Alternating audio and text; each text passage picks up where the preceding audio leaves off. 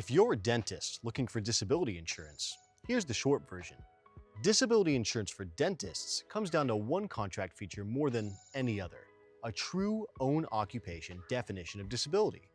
Dentistry is procedural work.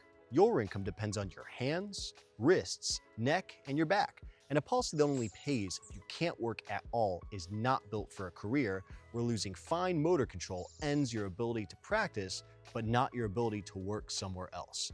In the next few minutes, I'll cover what own occupation means for a dentist, whether the ADA plan is enough on its own, group versus individual coverage, which carriers write policies for dentists, and what practice owners should add to the checklist. I'm Jack. With Seaworthy Insurance, we place disability insurance for dentists, physicians, CRNAs, and other high-income professionals.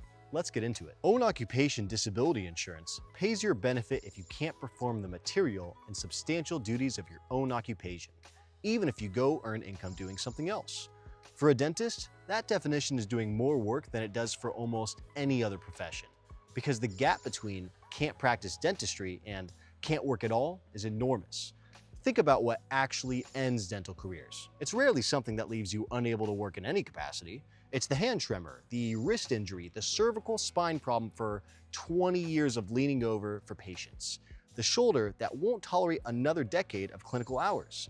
A dentist with any of those can still teach, consult, review claims for an insurer, or run the business side of a practice. Under a true own occupation policy, you can't practice chairside dentistry, so the policy pays your full benefit, and anything you earn teaching or consulting is yours on top of it. Under a weaker definition, the carrier points at some of those same options and the claim gets hard. That's the whole decision in one paragraph. By the definition that matches how dental careers actually end. The ADA plan, the disability coverage offered through the American Dental Association, is the question I hear most from dentists. And the honest answer is that it's a reliable supplement and a risky foundation. Association plans are group contracts. The association holds the master policy, not you, which means that the terms can change and the rates typically step up as you move through age bands. And the definition of disability is generally not the true own occupation language we just talked about. It's also not underwritten to you personally, which is why it looks inexpensive early in your career and less so later. None of that makes it bad. It makes it a group product with group product mechanics. The pattern we see placing coverage for dentists is that the strongest setups use an individually owned policy with a true own occupation definition as the foundation, locked in while you're young and healthy, and then treat association or employer coverage as a layer on top, not the base. Read the current plan documents before you rely on any group plan, because the details there are what pay or don't pay a claim. If you're an associate dentist with employer group coverage, same logic, different details. Group long-term disability usually caps the monthly benefit, often defines disability on an own occupation basis for only the first couple of years before switching to an any occupation test. And if your employer pays the premium, the benefit's generally taxable.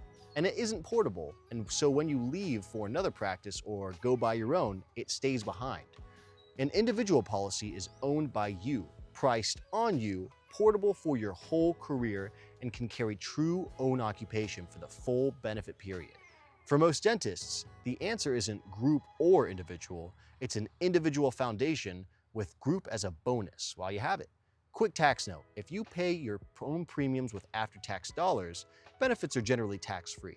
But tax treatment does vary, so confirm with a tax professional. The individual disability market for dentists runs through the same 5 major carriers we work with across the medical professions: Principal, Guardian, MassMutual, Emeritus, and the Standard.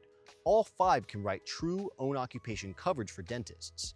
Where they differ is in how they classify your work, how they price it, and contract details like partial disability benefits and future increase options. And those differences are real money over a 30-year policy. Carriers put dentists into occupation classes that drive the premium, and the classifications and offers genuinely vary from carrier to carrier for the same dentist. That's all the reason to compare all 5 side by side instead of taking the first quote you see, and it's the comparison we run every day. One question that comes up around dental offices: can dental hygienists get disability insurance too? Yeah, and the logic is the same. Hands-dependent clinical work deserves an occupation-specific definition. The market is a bit narrower and pricing differs because carriers classify hygienists differently than dentists, but individual coverage is available. And for hygienists whose income supports a household, the same own occupation principle applies. If you own your practice, your personal policy protects your income, but it doesn't protect the business.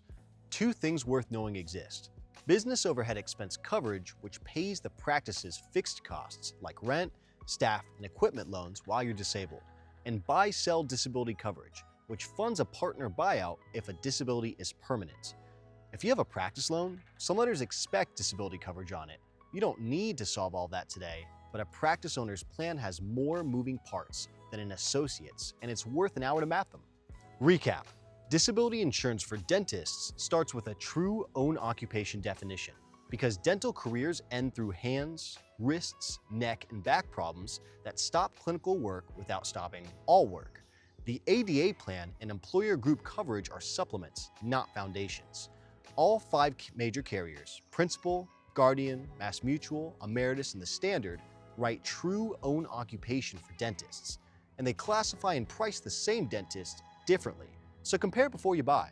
Practice owners have a second layer to think about beyond personal coverage. If you want to see what definitions and pricing actually look like side by side for your situation, that's what we do at Seaworthy Insurance. We specialize in disability insurance for dentists, physicians, CRNAs, and other high-income professionals. Full written guide linked in the description. Thanks for watching.